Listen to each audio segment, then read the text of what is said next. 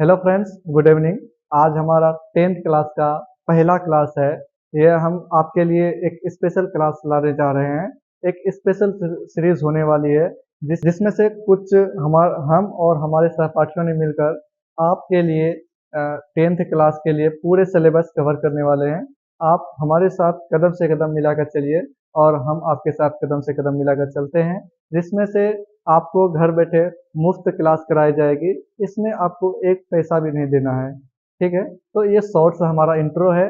और अब हम चलते हैं, इतिहास पढ़ेंगे। स्पेशली मैं इतिहास ही पढ़ाया करूँगा। इतिहास का पहला चैप्टर है यूरोप में राष्ट्रवाद। इतिहास का पहला चैप्टर है यूरोप में राष्ट्रवाद। सबसे पहले हम समझते हैं कि इतिहास क्या है, क्योंकि दोस्तों हम इतिहास के बारे में पढ़ रहे हैं। हमें पता होना चाहिए कि इतिहास हम कहते किसे हैं, इतिहास होता क्या है, हम इसके बारे में जानते हैं। दोस्तों, इतिहास शुरू करने से पहले हमें इतिहास का इतिहास जानना अति आवश्यक होता है। हम इतिहास कहते हैं अपने पूर्वजों के बारे में पढ़ना। हम इतिहास कहते हैं अपने से पहले के समय के बारे में पढ़ना। हम इतिहास कहते हैं अपने जो फोर फादर्स होते हैं, अपने जो हमारे जो पापा ग्रैंडपा जो भी गुजरे, हम उनके समय के बारे में जो कहानियाँ पढ़ते हैं, मेनली वही इतिहास है। बिल्कुल आपको हम इजी फॉर्मेट में समझाने की कोशिश कर रहे हैं। आप समझने की कोशिश कीजिए। मैं फिर से रिपीट कर रहा हूँ इस चीज़ को कि हम जो है अपने से पहले पूर्वजों की कहानी पढ़ते हैं, वो स्पेशली इतिहास होता है। इतिहास को अगर एक हम परिभाषित के तौर पे बोलेंगे तो हम कैसे बोलेंगे? इतिहास कहते हैं हम जब तथ्यों और आधारों के अध्ययन पर हम पूर्वजों की कहानी को पढ़ते हैं, उसे हम इतिहास कहते हैं। चलिए हम लिख के आपको समझाते हैं और बताते हैं।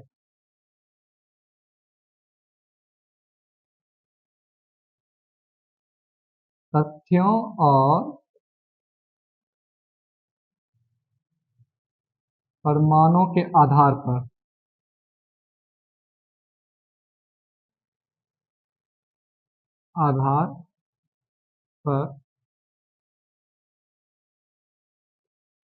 अपने पूर्वजों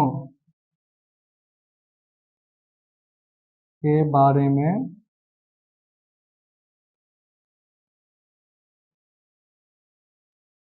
अध्ययन करना ही क्या कहलाता है? इतिहास कहलाता है। करना ही इतिहास कहलाता है।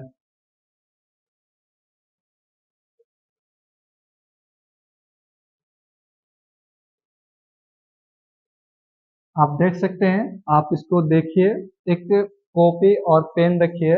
आप इस चीज को नोट करते चलिए। मैं फिर से रिपीट कर रहा हूँ इस चीज को कि तथ्यों और प्रमाण, प्रमाण कहते हैं सबूत को, तथ्य कहते हैं फैक्ट, जिसको आप लोग बोल सकते हो। फैक्ट और जो है ना सबूत हमको जो मिलता है, हम उस आधार पर किसी चीज का अध्ययन करते हैं, वही इतिहास कहलाता है। मैं दोस्तों, अब हम चलते हैं। चैप्टर का नाम है यूरोप में राष्ट्रवाद। सबसे पहले आपको जानकारी होना चाहिए कि पूरे विश्व भर में 7 महादेश है, 7 कॉन्टिनेंट है।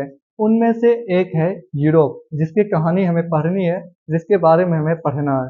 ठीक है, तो यूरोप जो है एक कॉन्टिनेंट का नाम है जहाँ से राष्ट्रवाद का उदय होता है। अच्छा, एक सवाल आता होगा कि राष्ट्रवाद क्या होता है? राष्ट्रवाद कहते हैं अपने देश के प्रति प्यार करना, अपने देश के प्रति प्रेम करना, वही राष्ट्रवाद कहलाता है।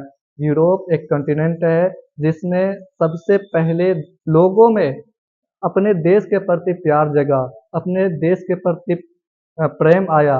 उसमें ही हम पढ़ते हैं यूरोप का राष्ट्रवाद। सबसे जिसमें से हम सबसे पहले पढ़ते हैं फ्रांस की क्रांति के बारे में।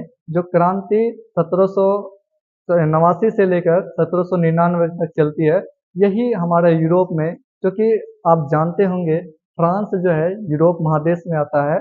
और इसी के साथ एक जानकारी और लीजिए कि हमारा भारत देश जो है ये एशिया में आता है, ये यूरोप में नहीं, ये एशिया में आता है। तो एक फ्रांस देश है जिसकी एक कहानी है। जो देश यूरोप में पड़ता है उसकी एक कहानी है, जिसकी उसी के बारे में हम मेनली पढ़ेंगे, इस क्रांति के बारे में। अगर हम राष्ट्रवाद का परिभाषा दे तो हम कैसे दे सकते हैं? देखिए उसको कैसे हम दे सकते हैं।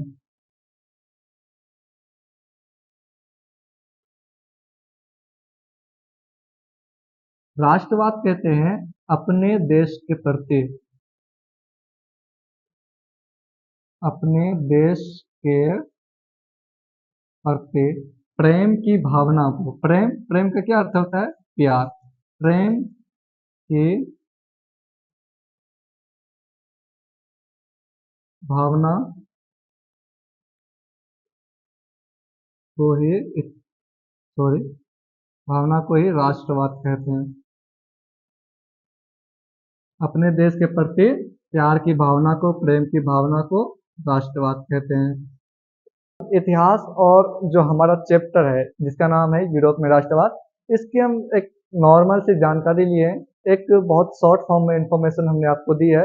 अब जो है हम सभी चैप्टर वाइज आपको पढ़ाएंगे, आप भी मन दिल लगा के पढ़िएगा। और जो है ये हमारी शुरुआत है, एक छोटी सी शुरुआत है, आप हमारे साथ मिलकर चलिए। यह एक इंफॉर्मेटिव क्लास था, बस एक जानकारी देना था कि एक हम नई क्रांति लाने जा रहे हैं, हम आपके बीच एक नई क्रांति लाने जा रहे हैं।